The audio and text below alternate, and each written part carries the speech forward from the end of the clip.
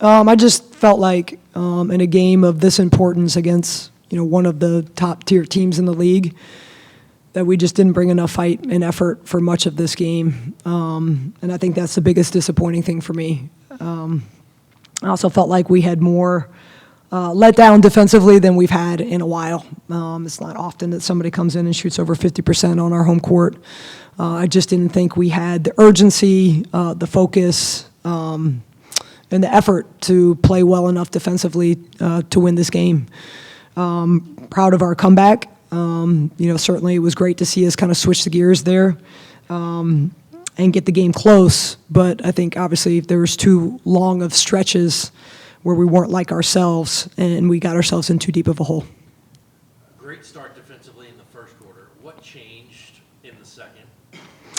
I'm not sure. I think maybe the mistakes we were making, we allowed to affect our defensive effort.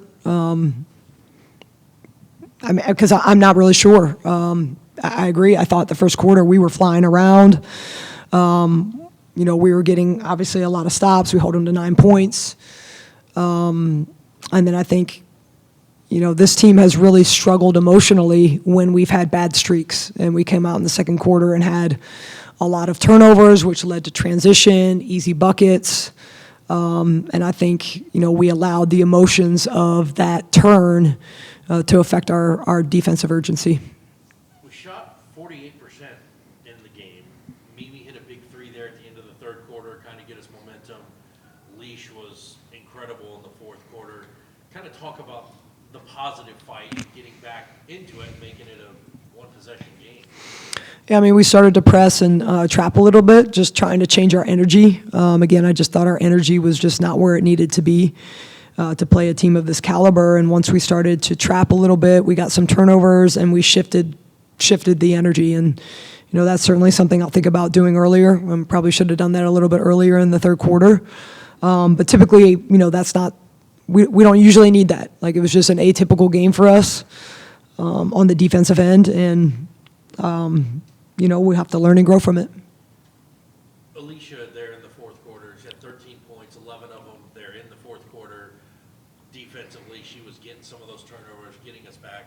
Talk about arguably her best game so far as a college player. Yeah, I put Alicia in because she always brings effort and energy, and I thought that's what we were lacking. And so I made the decision to kind of ride with her in the fourth quarter because that's what we needed, and she certainly brought us a spark. She brought just tremendous effort on the defensive end, deflections, steals.